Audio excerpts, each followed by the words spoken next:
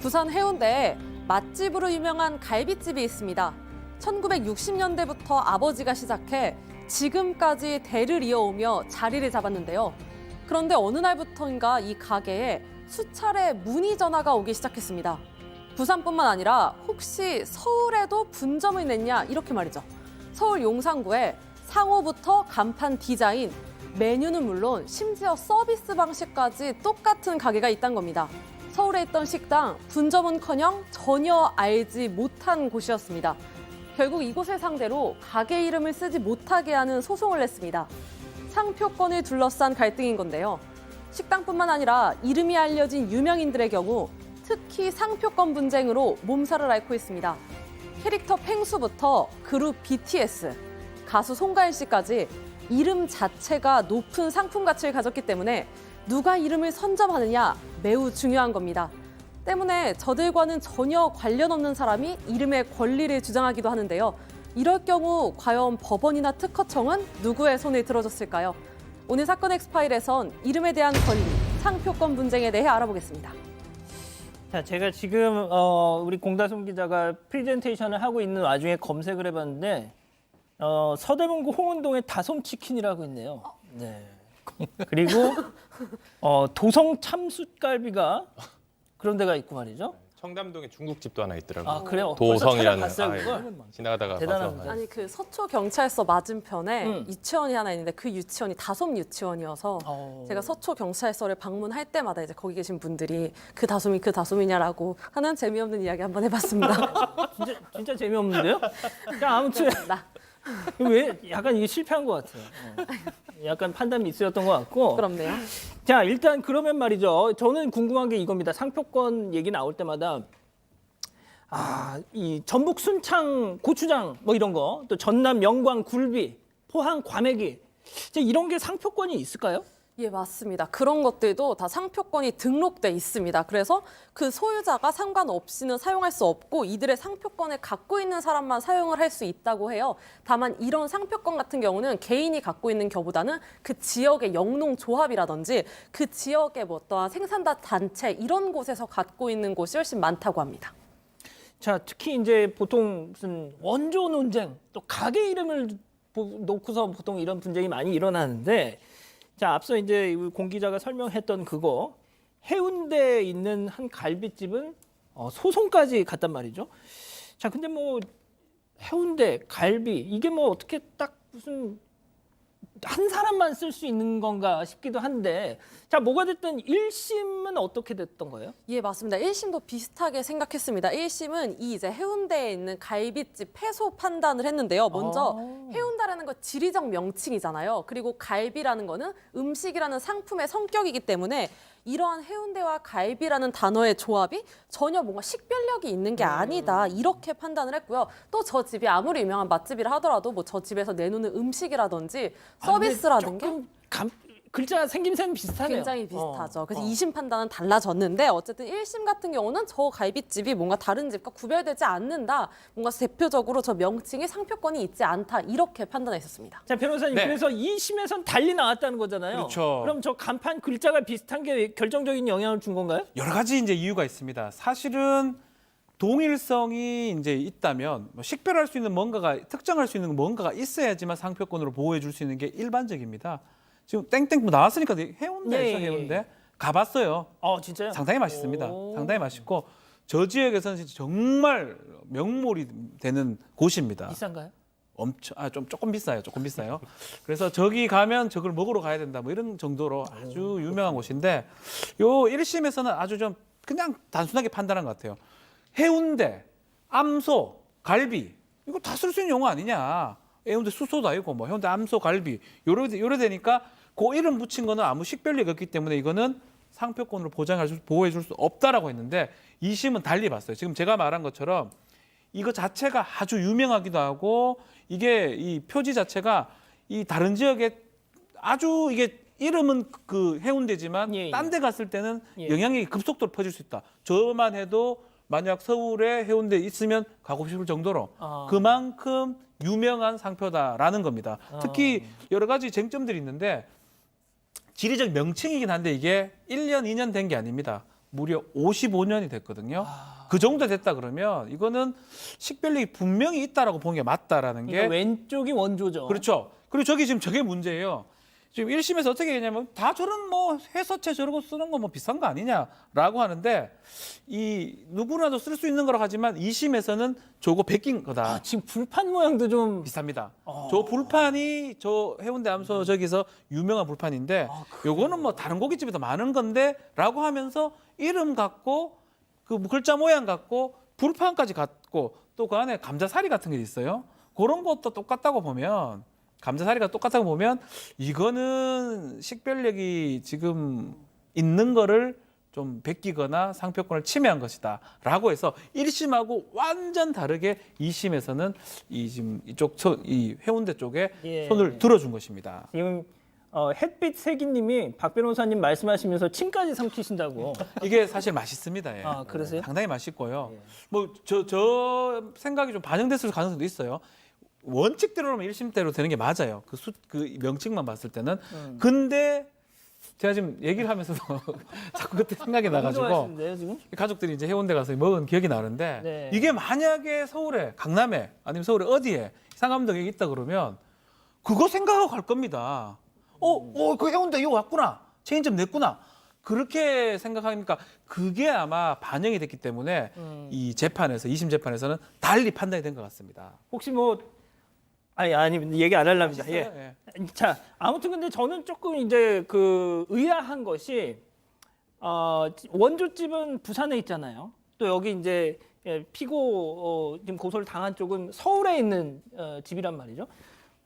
뭐 아무리 뭐 요즘 일일 생활권, 반나절 생활권이라고는 하지만 너무 멀리 떨어져 있는데 이걸 경쟁 관계라고 볼 수 있는지. 일단 재판부는 조금 다르게 판단했는데요. 저 같은 경우에도 이제 전주 여행 갔다가 참 맛있게 먹은 칼국수가 있었는데 서울에 오늘 그대로 뭐 다 있더라고요. 나오나요 지금 뭐? 서울에 그대로 있더라고요. 요즘에 네. 이런 경우가 많아가지고 재판부 역시 지방에서 하던 경우에 이제 서울에 분점을 내는 경우도 있고 해서 이게 경쟁 관계가 해당한다고 봤습니다. 그리고 또 제가 제주도 여행 갔을 때 해장국 참 많이 먹어갖고 제주도에 있는 땡땡네 해장국 아실 겁니다. 어떤 사람 이름 해장국 있는데 맛있어요. 여기가 상당히 맛있는데 서울에 제주 똑같이 땡땡네 해장국이 있어요. 그래갖고 저는 같은 데인 줄 알고 갔더니 나중에 이제 찾아보니까 그 제주에 있는 그 음식점에서 전혀 연관이 없다라고 이제 현수막을 걸면서 자기네가 이름을 이 땡땡 해장국으로 바꾸겠다 이렇게까지 한 거 보면은 사실 이제 지방 제주 심지어 제주에 있는 식당도 서울에 있는 식당과도 이런 경쟁 관계가 생길 수 있기 때문에 재판부에서도 그런 거를 감안해서 이런 식으로 좀 경쟁 관계가 될 수 있다. 서울에 있는 이런 상표권도 인정해 줘야 된다. 그러니까 지방에 있는 게 서울에서도 인정해 줘야 된다. 이런 판단을 한 걸로 보입니다. 야, 이 승 의원님 이 상표권이라는 게 진짜 뭐 약간 이 공간을 초월하나 보네요. 뭐 사실 상표권이라고 간단하게 정리를 드리면 상표권은 그 상표를 통해서 상품을 독점적으로 사용할 수 있는 권리가 되는데요. 상표는 상품을 표시하는 것으로 생산, 제조, 가공 또는 판매업자가 자기의 상품을 다른 업자의 상품과 식별하기 위하여 사용되는 기호, 문자, 도형을 결합한다고 이야기를 하는 거니까요. 사실 아까 저희들이 이야기했지만 옛날 같은 경우에는 거리가 멀다고 그게 경쟁 상대가 안 되었지만 지금 이 휴대폰 안에 검색하면 제주도나 서울이나 동시대 같은 곳에서 이루어지고 있기 때문에 두 가지가 있겠죠. 만약에 A라는 곳이 맛있어서 B라는 곳에 왔는데 B라는 곳이 맛있으면 그 A가 쌓아놓은 그 권리를 이 서울에 있는 사람이 아무런 조건 없이 이용하는 거니까 부당이득이 되는 것이고 만약에 A라는 장소에 맛있는 집이 서울에서 먹었는데 전혀 맛이 없다면 그 집에 대한 또 어떤 그 상품에 대한 폄하가 되는 거기 때문에 상표권은 독자적으로 각각 사용하는 게 맞다 이렇게 말씀드리겠습니다. 자, 지금 막 우리 가족 여러분들이 배고프다고 맛집 얘기하니까 그러시는데 자, 변호사님 그러면은 내가 이렇게 무슨 상표권을 딱 신청을 했을 때 이건 안 돼 하면서 거절당하는 경우도 있나요? 가장 중요한 거는 위치. 뭐 대구, 부산, 서울 뭐 이런 거 넣어서는 안 됩니다. 일반적으로 안 됩니다. 일반적으로는 예. 안 되는 게 그렇고 또 보통 명사도 어려워요. 음. 사과, 배. 근데 뭐 애플 뭐 이렇게 해도 되는 게 아닙니다. 사과는 애플이나 뭐 같기 때문에 뭔가 특징이 있어야 되고 식별력이 있어야 되고 보호 가치가 있어야지만이 가능하다고 일단 말씀을 드릴 수 있고요. 뭐 A, B, C, D 이런 그 단순한 알파벳도 좀 어렵습니다. 이 뭐는 좀 가능하겠죠. 그거는 예? 이 땡땡 유명한 이 마트요. 예. 그런 거는 벌써부터 보고가 이제 됩니다.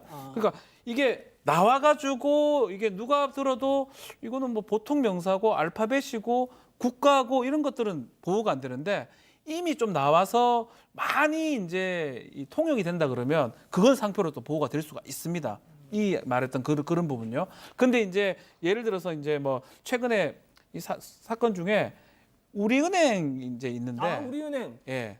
우리 한때 막 좀 나의 그랬죠. 은행, 뭐 우리은행 뭐 이런 뜻으로 이 우리 자체가 대법원까지 갔어요. 이 우리라는 거 쓰지 말라 달라고. 근데 이것도 사실 막 왔다 갔다 했으면 왜냐면 이게 인칭을 나타내는 거잖아요. 우리, 나의 뭐 이런 의미이기 아니, 때문에 그때 실제로 뭐 가령 뭐 어디냐 국민은행원들이 야 우리 은행이 말이야 이러면은 그렇죠. 니네 은행 국민은행 너희 아니, 은행, 국민은행, 우리은행 뭐 이렇게 뭐 약간 말장난 그- 같은데.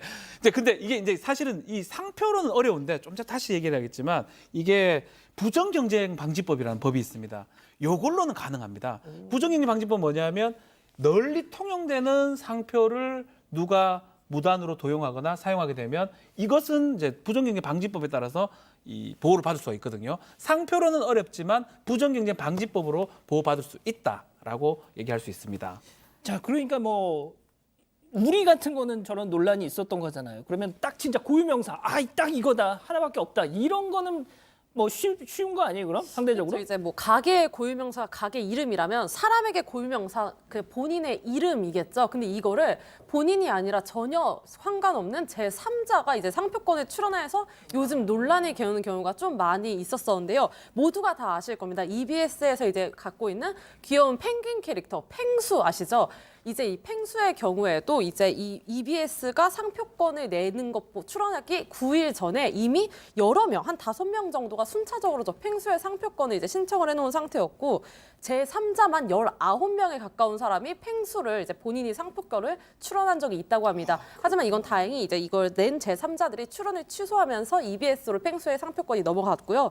그 이외에도 이제 트로트 가수인 송가인 씨 같은 경우에도 제3자가 송가인이라는 이름뿐만 아니라 뭐 별명인 송블리, 송가인 팬카페 이런 여러 단어들에 대해서 본인이 이제 전혀 제3자가 본인이 아닌 제3자가 상표권을 출원해서 논란이 됐었습니다. 자, 이 기자 만약에 우리 이제 JTBC 사건 반장 이걸 갖다 누가 딱 진짜 전혀 상관도 없는 사람이 만약 이걸 출원을 했어요. 그럼 우리는 못 쓸 수도 있는 거예요, 그럼? 일단 뭐 앞에 박 변호사님께 설명했지만 이제 저희가 상당히 알려져 있죠. 저희가 상당히 알려져 있고 시청자도 많고 저희 응원해주는 가족분들도 많기 때문에 일반적으로 저희가 쓰고 있다고 먼저 쓰고 있다고 인정이 됐기 때문에 그 뒤에 혹여나 다른 사람들이 이런 걸 주장하더라도 받아들여지지 않을 가능성이 큽니다. 그리고 상표권을 먼저 출원하더라도 실제로 사업을 하지 않거나 부정한 목적이 확인되면은 거절이 되기 때문에 먼저 막 빠르게 했다고 해도 이런 게 바로 받을 수 있는 건 아닙니다. 예, 근데 사건 계장이라든지 예. 예, 그 사건 주임, 근데 사건 과장 그 말씀하시니까 예. 생각나는데 제가 진짜 이런 말까지는 안 하려고 그랬는데 다른 채널에 네. 좀 유사한 약간의 그런 네, 컨셉의 저도 그 얘기 하려고 하다 그거는 좀 동시간대라서 얘기를 안 하고 있는데 뭐. 제가. 근데 사실 쉽지는 않을 것 같아요. 이걸 우리가 뭐 선출연한 것도 아니고. 그럼 혹시 박 변호사님 그 프로에 나가시나요? 저는 안 나갑니다. 저는 안 나갑니다. 그러면- 저는 사건 반장만을 사랑합니다. 예. 당연하죠. 예, 사건 계장, 뭐 사건 주임, 사건 과장, 뭐 이런 유사한 프로그램이 있다 그러면 글쎄요 재판으로 한다면 모르겠는데 하여튼 좀 쉽진 않아요. 근데 먼저 내는 사람이 선출연주라 그러거든요. 먼저 내는 사람이 가장 앞서고요. 지금 말했던 것처럼 기만하거나 거짓을 냈을 때는 보호받지 못하고 널리 알려진 우리 사건 반장처럼 널리 알려진 이런 어떤 상표라면. 다른 걸로 보호를 받을 수 있어요. 누가 먼저 낸다 하더라도 제가 말했던 부정경쟁방지법입니다. 널리 알려지고 유명한 프로그램인데 그것을 먼저 출원한다 해가지고 상표권으로는 보호받을 수 있지만 이 부정경쟁방지법으로 처벌받거나 손해배상 청구를 받을 수가 있습니다. 그래서 하지 마세요, 사건 반장. 네. 알겠습니다. 자, 사건 반장 JTBC 사건 반장이 원조입니다. 자, 알겠습니다.